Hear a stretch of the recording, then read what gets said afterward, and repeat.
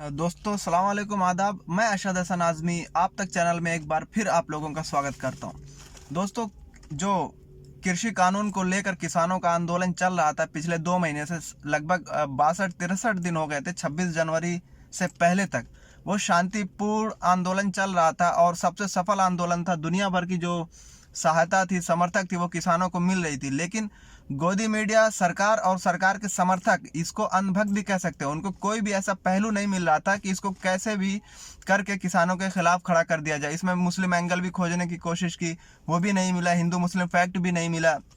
फिर बीच में खालिस्तानी चलाने का उन्होंने प्रयास किया, उसमें भी असफल रहे। ये सारी चीज़ों को देखते हुए फिर जो षड्यंत्र उनका हमेशा से रहा है, बीजेपी का, खास करके इस गवर्नमेंट का, वो उसमें कामयाब रही है। और आप वीडियो देखिए, खबर देखिए, फिर मैं आपको बताता हूँ कैसे ये पूरा प्रोपेगेंडा रचा गया।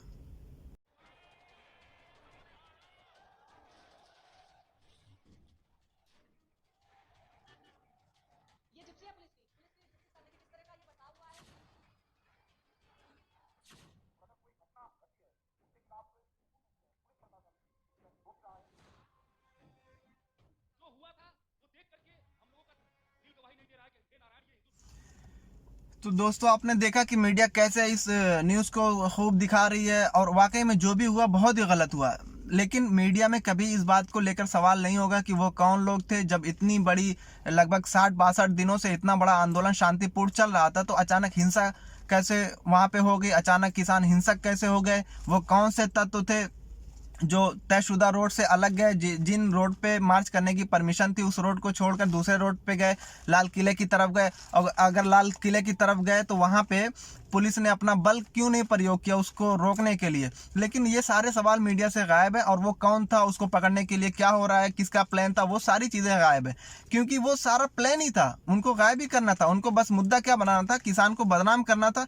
हालांकि ये नहीं दिखाएंगे कि जहाँ पे लाखों की तादाद में ट्रैक्टर थे, लाखों की तादाद में किसान थे, आंदोलन चल रहा था, उसमें से कुछ सैकड़ों इन्होंने गलत काम किए, वो कौन लोग थे उनकी कभी पुष्टि नहीं होगी। बस मीडिया को चाहिए था मसाला, और हमेशा से मीडिया ने ये 60-62 दिनों से इसी के इंतजार में थी। पहले किसान को बदनाम करने के लिए तरह तरह के और भी तरीके ढूंढे गए, लेकिन उसमें सारे में सरकार असफल रही। पहले तो हिंदू मुस्लिम का एंगल का उसमें तलाश की गई, बाहर से फंडिंग हो रही है, लेकिन वो भी जब कुछ नहीं मिला, उसमें भी असफल रहे। तो फिर उसके बाद से खालिस्तानी है, फिर वो दूसरे गैंग है, एंटी नेशनल है, नक्सली है, तरह तरह के वो सारे इल्ज़ाम लगाते रहे। लेकिन जब सब में असफल हो गए, तो इनको फिर ये था कि जैसे इनका ये इसमें माहिर हैं बीजेपी वाले, ये गवर्नमेंट इसमें बहुत ही माहिर है। इनका आप ट्रैक रिकॉर्ड उठा के देख लो, जब भी कभी गवर्नमेंट के खिलाफ जेएनयू में भी आंदोलन हुआ, जेएनयू से आवाज़ उठ रही, तो उस आवाज़ को दबाने के लिए जो आवाज़ उठा रहे उन्हीं को बदनाम कर दो। एक कोई उसमें एंटी नेशनल नारा लगता है, और कुछ लोग आते हैं भारत के खिलाफ नारेबाजी करते हैं। वो कौन लोग हैं आज तक पता नहीं चलता, लेकिन आते हैं।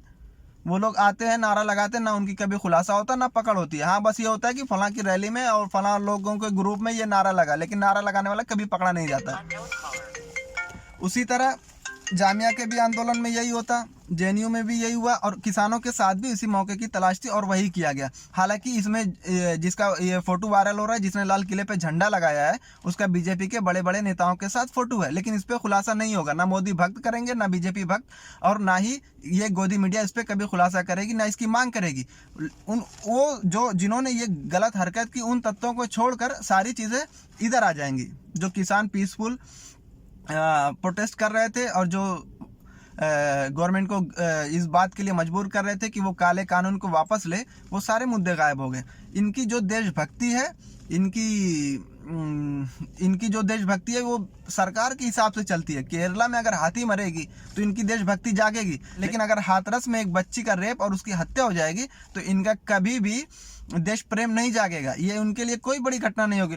लेकिन अगर राजस्थान में एक लड़का और एक लड़की दोनों अपनी मर्जी से शादी कर लेंगे, तो इनका जो है देश प्रेम जाग जाएगा। ये तो इनकी देश प्रेम की परिभाषा है। और आगे देखिए मीडिया में कैसे इसको और आगे देखिए मीडिया इसको कैसे दिखा रहा है। इससे पहले तो मीडिया में क्या मायूसी छाई हुई थी, अब इस खबर को मिलते ही मीडिया में एक नई एनर्जी आ गई, नई ऊर्जा आ गई है। अब मिलता हूँ। धारा 133 होती है, वो लगी गई है गाजीपुर बॉर्डर पर। और अराजक तत्व जब मैं बोल रहा हूँ, इसका मतलब राकेश टिकैत पर शिकंजा कस रहा है। उनके खिलाफ एफआईआर दर्ज हो चुकी है पहले ही 24 घंटे पहले।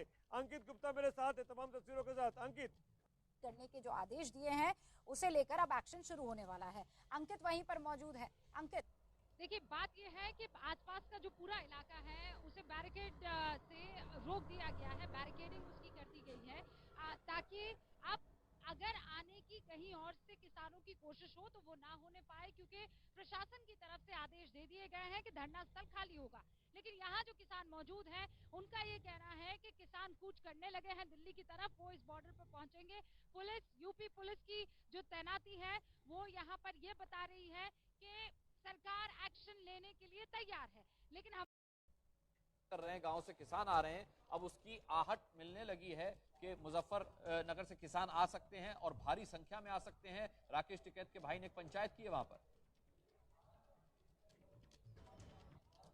बिल्कुल, देखिए, दिन में एक महापंचायत होती है, उसके बाद में भारतीय किसान यूनियन के वो अध्यक्ष भी हैं नरेश टिकैत, उनका बयान आता है कि मैंने खुद कहा है कि धरने से हट जाइए, अब कोई दिक्कत नहीं है, क्योंकि जब सरकार इसी उस पर आ गई है कि हमारा बिजली काट दिया, पानी काट दिया, तो वापस आ जाइए, ये बयान आता है। उसके बाद में राकेश टिकैत खुद यहाँ पर पहुंचते हैं, वो भी उसी लाइन पर बात करते हैं। लेकिन उसके बाद में जो बीजेपी के बताया जा रहा है कि विधायक यहाँ पर पहुंचे, उसके बाद से सारा मामला पलटा। राकेश टिकैत का फिर एक इमोशनल वीडियो आता है रोते हुए, और अगर रोते हुए वीडियो आता है तो जाहिर सी बात है कि जो किसान वापस गए थे उनके दिल पर वो एक तरीके से हिट करता है। और उसी के बाद में जो अब आप बता रहे हैं कि मुजफ्फरनगर से निकलना शुरू हो गए हैं, तो संभवतः हो सकता है कि बड़ी संख्या में किसान एक बार फिर से यहाँ पर पहुंचने लगे।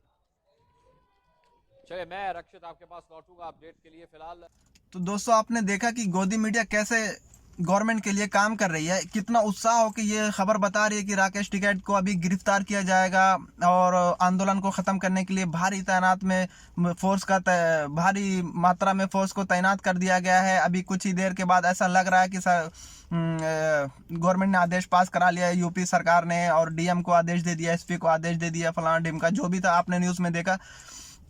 लेकिन उसी तरह जब राकेश टिकैत भावुक होते हैं, उनके जो आंसू, हमेशा कहा जाता है कि आह से बचो, उनके जो आंसू निकलते हैं उस पे एक बहुत ही अच्छा शेर है, एक आंसू ही हुकूमत के लिए खतरा है, तुमने देखा नहीं आंखों का समंदर होना। दोस्तों, ये किसी भी हुकूमत के लिए, किसी भी राजा के लिए, किसी भी शासक के लिए हमेशा से आंसू उसकी सत्ता को डुबोने का काम किया है। और कभी भी कोई भी सत्ता अगर इंसाफ के साथ नहीं है तो वो लंबे समय तक रहने वाली नहीं है। ताकत के बल पे और जुल्म के बल पे आप ना तो आवाज़ दबा सकते हैं, ना ही शासन कर सकते हैं। अगर ऐसा होता तो अंग्रेज़ों की हुकूमत नहीं जाने वाली थी। उन्होंने पूरा बल प्रयोग किया था, लेकिन याद रखिए, बल प्रयोग से सत्ता नहीं चलाई जा सकती जब तक कि आप इंसाफ के साथ कायम नहीं रह सकते।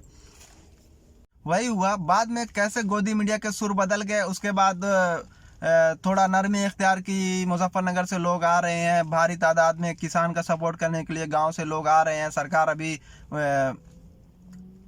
आंदोलन को ख़त्म नहीं कर रही है, बातचीत करेगी, ये होगा वो होगा। तो सही मानों में जो प्रोपेगेंडा था बीजेपी का, गोदी मीडिया का, वो अब तक तो सफल चलता नज़र आ रहा था, लेकिन अभी ऐसा लग रहा है कि एक बार फिर एक्सपोज हुए और इसमें सफल नहीं हुए। और मेरी तमाम लोगों से रिक्वेस्ट है कि अपनी आंखें खोलें। ये बार बार एक ही स्क्रिप्ट आपके सामने लिख दी जाती है और आप उसी स्क्रिप्ट को पढ़ते हैं, फिर भी अगली चीज़ को लेके आप नहीं समझ पाते कि ये पहले स्क्रिप्ट पढ़ी हुई है आपने, पहले ये सब आपने देखा हुआ है। जेएनयू में क्या हुआ, जामिया में क्या हुआ, कहीं भी आंदोलन होता है तो बाहर से फंडिंग हो जाती है, बाहर से दूसरे कंट्री का हाथ हो जाता है, दूसरी एजेंसियां काम करने लगती है। ये सारी स्क्रिप्ट आपको नहीं मालूम है। वही घटना जब पुलवामा में होती है, जैसे ही नाम आता है देवेंद्र सिंह का, सारे मीडिया चुप हो जाते हैं। आज तक कोई भी देशभक्ति का राग अलापने वाला आज तक नहीं पूछा होगा कि देवेंद्र सिंह का क्या हुआ, देवेंद्र सिंह क्यों जमानत पे बाहर निकला है। ये तो इनकी देशभक्ति है, जो नाम, और एक तो नाम देख के इनकी देशभक्ति जागती है और दूसरे सरकार देख के जागती है कि वो किसका समर्थक है, किसका वोटर है, कि कौन पिछले उसका कौन सी पार्टी के साथ क्या था, अभी किस पार्टी के साथ है, तब उनकी देशभक्ति जागती है। इनकी यूपी में देशभक्ति नहीं जागेगी अगर किसी भी बच्ची के साथ कांड हो या कुछ भी हो, अगर वो कांड करने वाला अपराधी अगर बीजेपी समर्थक है तो इनकी देशभक्ति कभी भी नहीं जागेगी। लेकिन दूसरे स्टेट में अगर कुछ होता है जहाँ पे बीजेपी की गवर्नमेंट नहीं है, तब तो इंडिया छाती पीट पीट के अपनी देशभक्ति जगाएंगे। इसलिए अभी भी वक्त है, मेरे दोस्त, मेरे भाई, सब लोग अभी भी अपनी आंखें खोलो, अपनी आंखों से देखो, ना कि जो नेता बताएं उनकी आंखों से देखो। ओके, बाय, टेक केयर, मिलते हैं नेक्स्ट वीडियो में।